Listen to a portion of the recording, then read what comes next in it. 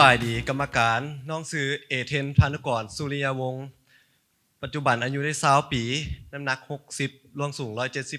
178ศึกษาอยู่ที่สถาบันเทคโนโลยีซุสกะปีที่3สาขาการสร้างโปรแกรม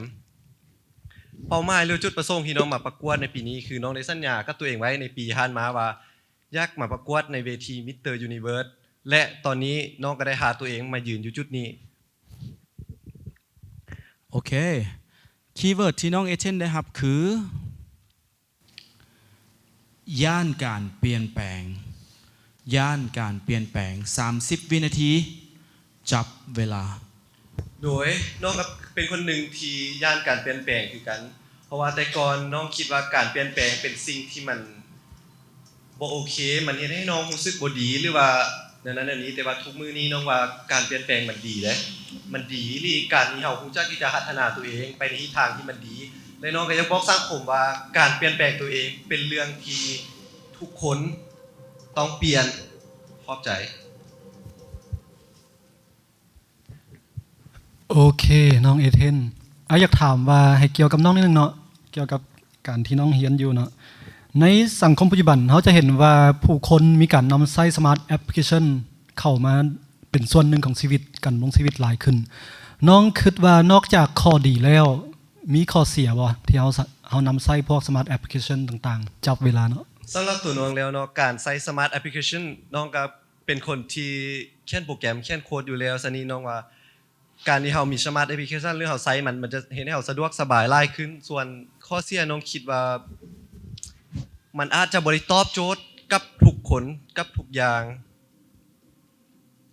แล้วก็น้องคิดว่าทุกมื้อนี้มีแอปใหม่ๆหลายๆสามารถช่วยเฮาได้หลายๆทิศทางซะนี้ที่เฮาสามารถนำใช้แล้วก็เลือกใช้ให้เหมาะกับเบียกขอบใจเอาละมีเพียง2นาทีเชื่อว่าไอเพชรอยากทำก่อนดังนั้น2นาทีนี้ใช้เวลาคุ้มค่าจับเวลาน้องก้าวผ่านหรือว่าข้ามความรู้สึกครั้งแรกหรือว่าครั้งกระบิดจังใดน้องก้าวผ่านความรู้สึกครั้งแรกกับทุกๆเรื่องคนเฮามันจะมีครั้งแรกครั้งกระบิดของทุกคนมันบ่น้องข้ามผ่านความรู้สึกได้แบบนั้นจังใดน้องข้ามผ่านโดยความรู้สึกนั้นได้จังใดคือน้องมั่นใจว่าน้องสามารถข้ามผ่านมันได้น้องคิดว่าทุกคนมีครั้งแรกเสมอและน้องจะข้ามมันด้วยความมั่นใจมันบ่ไอ้ขอเบิ่งหุ่นนะแกเสื้อดู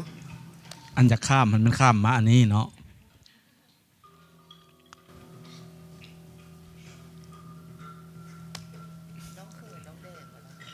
ตัวน้องแดงหมดละเข้าใจโอ้แต่พอใจแล้วมันบ่โอเคแอร์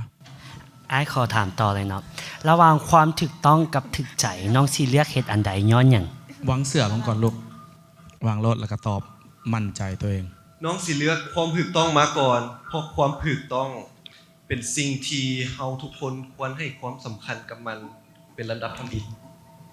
โดยนอกจากหุ่นหน้าตาแล้วความมั่นใจยังบ่พอเนาะอ้ายขอ3ข้อที่จะเฮ็ดให้พออ้ายเลือกน้อง3ข้อมีหยังใดจุดเด่นของน้อง3ข้อที่เฮ็ดให้พวกเอ้ยว่าเลือกน้องก็คือ1หน้าฮัก2นิสัยดี3กล้าแสดงออกมีผู้อดบ่ไหวยังให้น้องขอคะแนนจากคณะกรรมการใน10วินาทีน้องสิเฮ็ดหยังโดยน้องก็สิบ่มีหยังหลายน้องก็สิบอกกรรมการว่าน้องขอคะแนนได้เด้อโดยอันพอแล้วไอ้เพชรยังบ่เป็นเวลามีไผเติมโดยอันวันนี้เว้าเรื่องการเปลี่ยนแปลงเนาะอยากถามว่าอีกปีหรือ2ปีข้างหน้าน้องคิดว่าตัวเองจะเปลี่ยนแปลงในทิศทางใดโดยอีกปีหรือ2ปีข้างหน้าน้องได้วางแผนไว้ว่าน้องจะไปทิศทางใดน้องคิดว่าน้องจะพัฒนาไปด้านฮัก